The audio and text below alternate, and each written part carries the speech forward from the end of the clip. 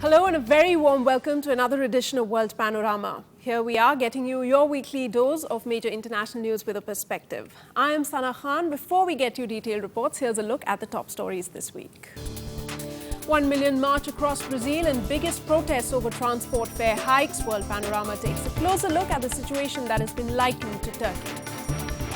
Will Afghanistan President Hamid Karzai join US Taliban talks? Taliban offers to release one US soldier in captivity in exchange of its senior operatives. G8 leaders agree to a 7-point plan on Syria as summit wraps in Ireland. Prospects and timing of Geneva Peace Convention is still uncertain. And former Aussie captain Ricky Ponting announces decision to retire from all forms of cricket. Champions League will be his last game. Straight to the story in focus this week. Brazil's biggest protests in 2 decades intensified on Thursday despite government concessions meant to quell the demonstrations as 300,000 people took to the streets of Rio de Janeiro and hundreds of thousands more flooded other cities. What started in anger over a 20-cent transport fee increase has ballooned into Brazil's most significant social unrest in decades, with tens of thousands taking onto the streets demanding economic justice. Now, these protests have shaken the once solid ground under Dilma Rousseff and her ruling Workers' Party, a bloc that grew out of convulsive demonstrations by Brazil's labor movement 30 years back. Until inflation and other economic woes began eroding her poll numbers in recent weeks, Rousseff enjoyed some of the highest approval ratings of any elected leader worldwide. Now, there's another thing that has to be noted here. Looking closely, it's hard to miss that this month has been marked by widespread mass protests across cities in both Brazil and Turkey. Protesters in 2 countries say they are fighting back against government heavy-handedness and misplaced priorities. This goes on to show the commonality. A rising middle class in both who've seen growth and development slow sharply and suddenly. Let's understand the protests closely. What triggered them, the fundamental reason and the possibility of change that's being demanded. Joining me to discuss this is Abdul Nafe, Professor of Latin American Studies, School of International Studies, Jawaharlal Nehru University. Welcome to the show, sir. But before we discuss that, here's a report that I've compiled for you.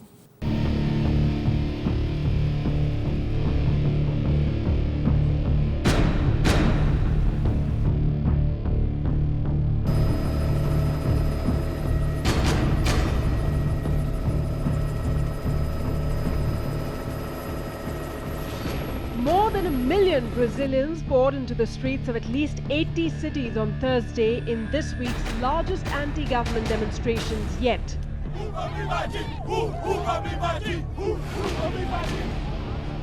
Protests that saw violent clashes break out in many cities. The targets of the protests, now in their 2nd week, have broadened to include high taxes, inflation, corruption, and poor public services ranging from hospitals and schools to roads and police forces. With an international soccer tournament as a backdrop, demonstrators are also denouncing the more than $26 billion of public money that will be spent on the 2014 World Cup and Olympics in 2016. The 2 events meant to showcase a modern, developed Brazil. Pararam na frente da prefeitura e não fizeram nada, eles vieram com um cavalo pra cima da gente. Só isso que aconteceu. Tá com violência, é a polícia atacando gás. Aqui é morador, aqui todo mundo tem família. Tem famílias aqui, crianças, senhoras, senhores. Tá todo mundo aqui lutando pelos seus direitos. A gente tá querendo nada mais do que o que é justo. A gente só quer o justo. On Wednesday, the protesters scored a major victory when authorities in Sao Paulo and Rio, Brazil's 2 biggest cities, cancelled the transit fare hikes. Passam a tarifa de R$3, conforme a tarifa anterior. Nós temos o prazo máximo de 5 dias para fazer o ajuste nas máquinas leitoras. E o preço da integração, que é o bilhete ônibus mais metrô, voltará também ao valor original, R$ 4,65. Então, tudo volta ao valor original, né, antes do reajuste. But the fare rollback was not enough to placate the crowds. The popular revolt has evoked comparisons with the Arab Spring, the Occupy movement and the latest unrest in Turkey. And there is no sign that the movement, which has no political coloration and no clearly identified leadership, is about to lose steam. For the government of President Dilma Rousseff, the demonstrations couldn't have come at a worse time. Brazil is hosting the Confederations Cup through June 30, an event that is sponsored to give a taste of the upcoming World Cup.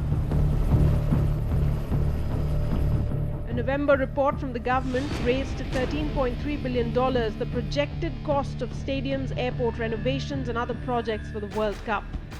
City, state and other local governments are spending more than $12 billion on projects for Olympics in Rio.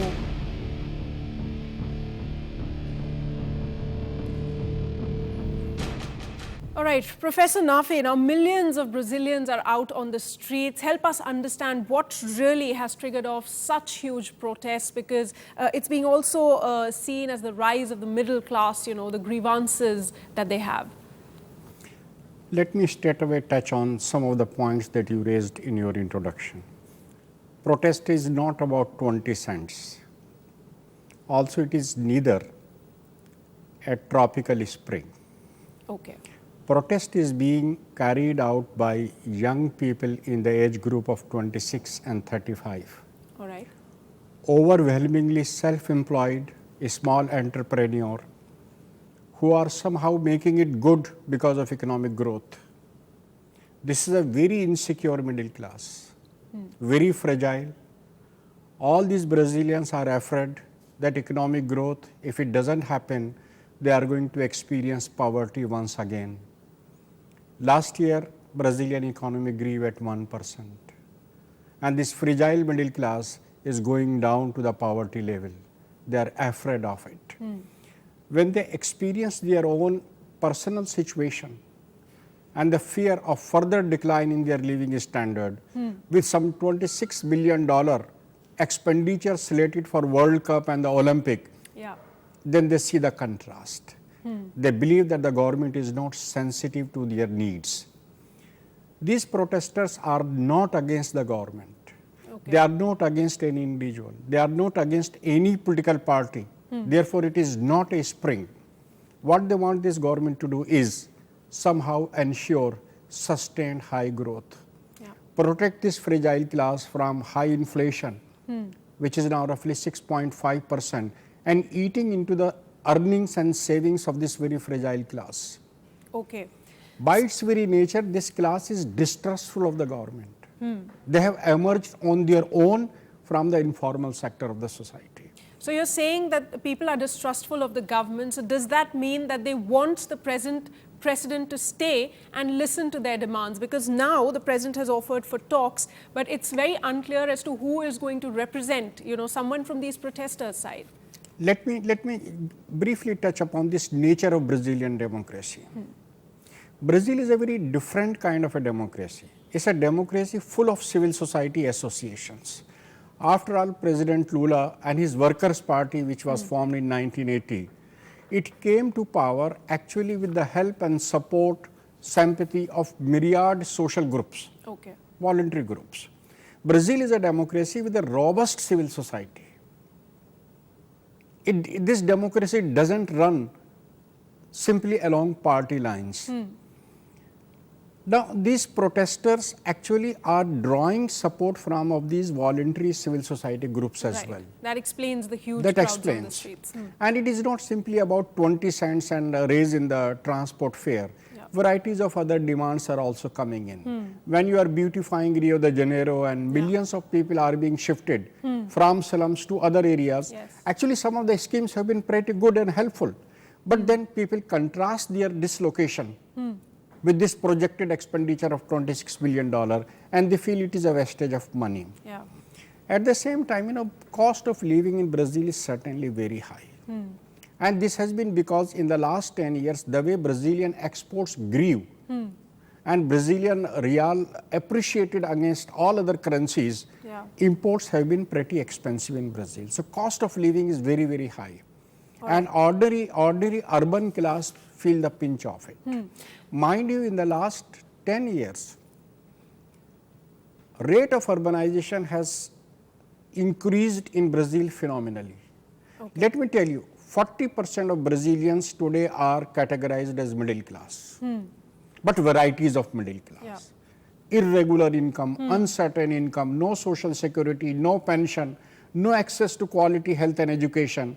First time now they are having access to these things, but with their own resources. Right. Government is unable to really raise expenditure on health, on education, on housing, on public transport, and then comes this trigger, 20% rise in the... Understandably so, people are angry because here is the government who's not thinking about its own people, but thinking about spending billions of dollars on events such as the Olympics and the Confederations Cup, also other events. I also want to ask you, though you mentioned that these are very different from the Arab Spring or the Occupy movement or what's happening in Turkey, how different is it than what's happening in Brazil? How would you define the difference? No demonstrator has ever said he doesn't believe in democracy. Brazilian citizens retain very high faith in democracy, and this has been demonstrated by varieties of surveys over the last 30 years. Okay. They are not demanding replacement of the government. They want government to simply raise expenditure on education and health and make education accessible. See, you bring the democracy, fine, but the next issue is you bring some kind of a social equity. And mind you, all this is happening in the background of, let's not forget, Brazil is one of the most unequal societies in the world, along with India. We'll wrap up with that. Thank you so much, Professor Abdul Nafe. It's sad to see that a nation that loves football and sport is, coming up in protest at such a time, but such is the situation. Thanks so much for joining me and sharing your thoughts with us. A short break. I'll be back with more world news, also a special look at the key takeaways from the G8 summit that just concluded in Ireland. Don't go anywhere.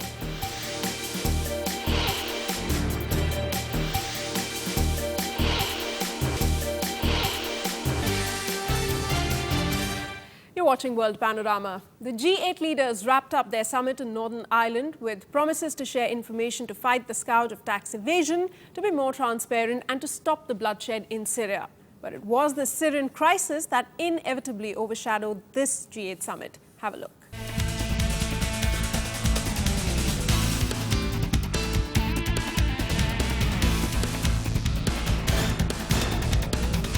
International efforts to end the violence in Syria dominated both days of the Group of 8 summit in Northern Ireland. British Prime Minister David Cameron, host of the summit, told a closing news conference on Tuesday that Syrian conflict was the most difficult issue dealt with at the two-day meeting. It's no secret that there were very different views around the G8 table, but we all share a vital interest in bringing this conflict to an end and helping the Syrian people to achieve the change they want. Isolated at the G8, Russia's Vladimir Putin had clashed with other leaders over the conflict and resisted their attempts to get him to agree to anything that would imply Assad should step down or that Russia should tone down its support for Assad.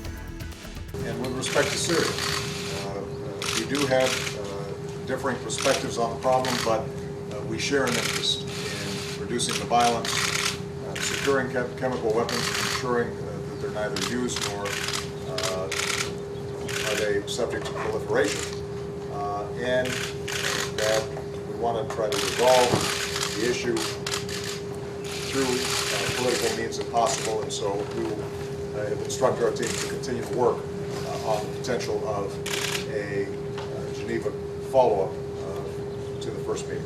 Прекратить насилие, прекратить увеличение количества жертв в Сирии, решить проблему мирными средствами, в том числе с помощью переговоров в Женеве, договорились подтолкнуть процессы мирных переговоров и побудить стороны сесть за стол переговоров, организовать переговоры в Женеве. Prime Minister Stephen Harper went into the two-day meeting attacking Russian President Vladimir Putin as the outliner on Syria. That what the Russians have moved towards, what all of us have said, is that we now want to see a transition in Syria. And I think it's spelled out very clearly, a transition to a government that is broadly representative. At the G8 summit itself, Western leaders rebuked Russian President Vladimir Putin for supporting Syria's Bashar al-Assad's attempt to crush a 2-year-old uprising, setting the stage for a tense gathering of the world's most powerful nations. US President Barack Obama is expected to use his first face-to-face meeting with Putin in a year to try to persuade the Kremlin chief to bring Assad to the negotiating table to end a conflict in which at least 93,000 people have been killed. All stakeholders in Afghanistan agree that talks are necessary, but each wants different things from them. In the latest development, Afghan President Hamid Karzai cancelled a peace delegation to the security talks due to take place in Doha between the US and Taliban.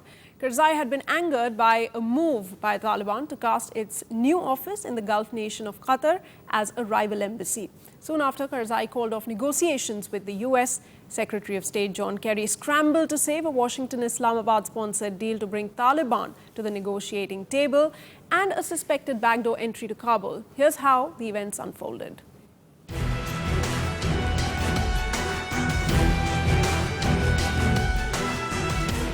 The aim is to train, advise and assist Afghan forces. We will also play our part in the broader international efforts to ensure the long-term sustainment of the Afghan security forces.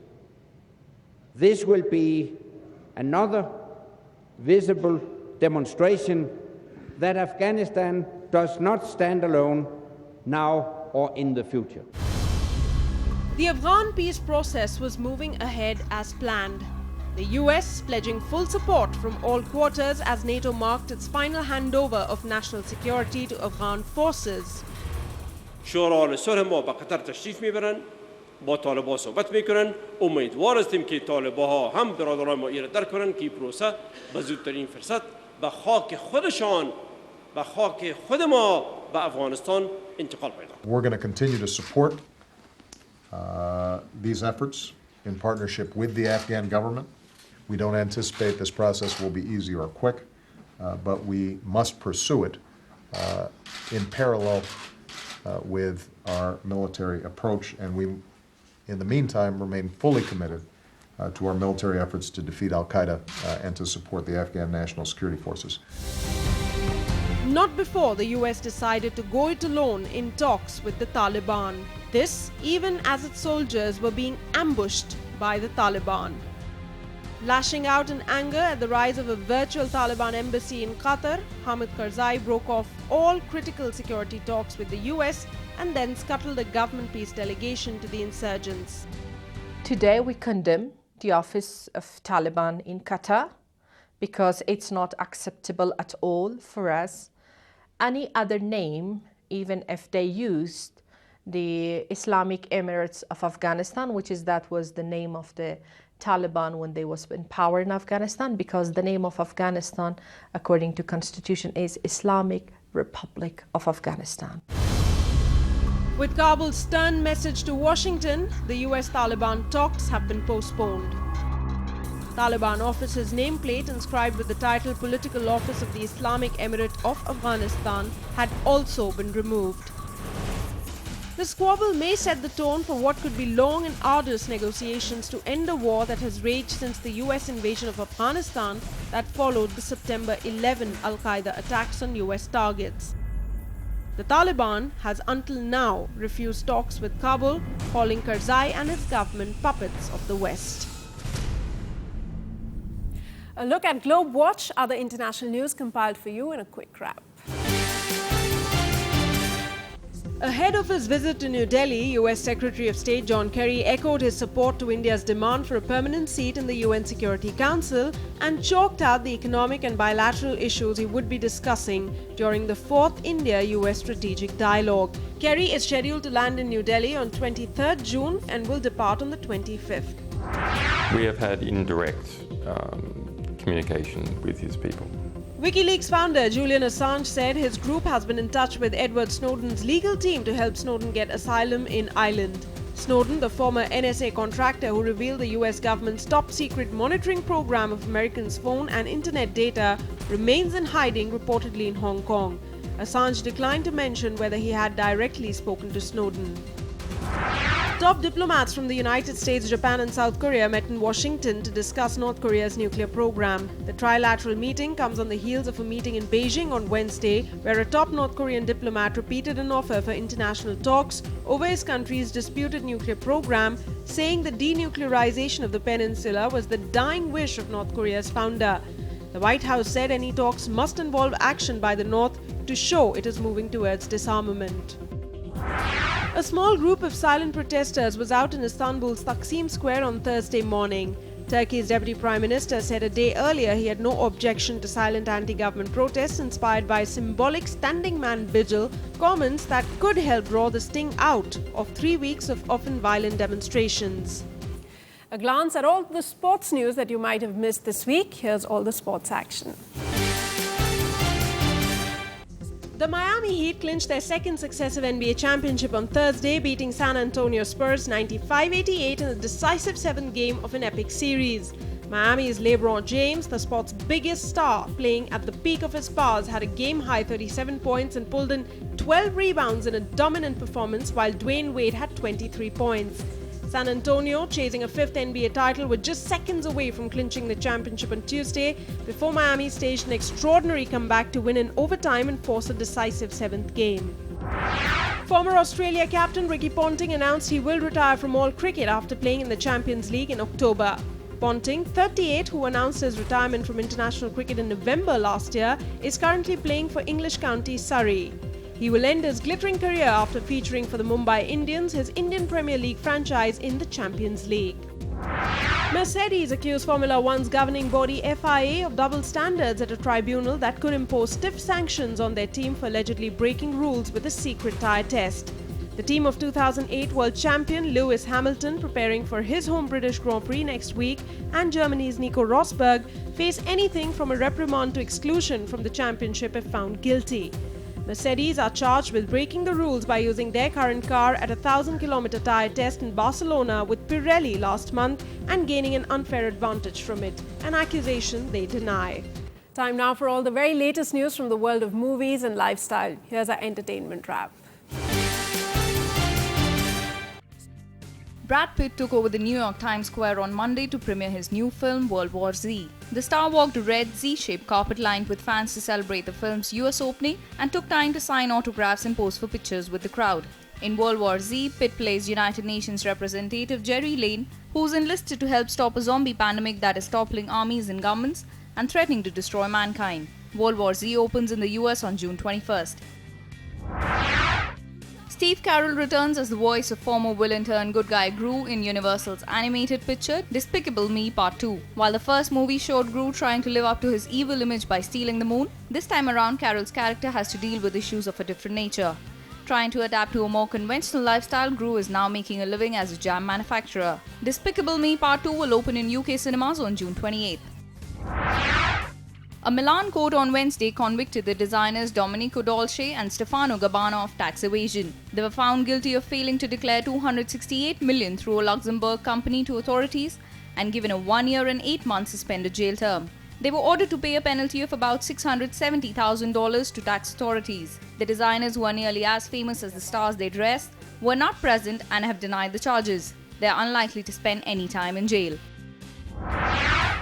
Triple Emmy Award-winning actor James Gandolfini, best known for his role as mob boss Tony Soprano on The Sopranos, has died aged 51. Gandolfini died after a suspected heart attack in Italy, where he was to attend the 59th Taormina Film Festival in Sicily.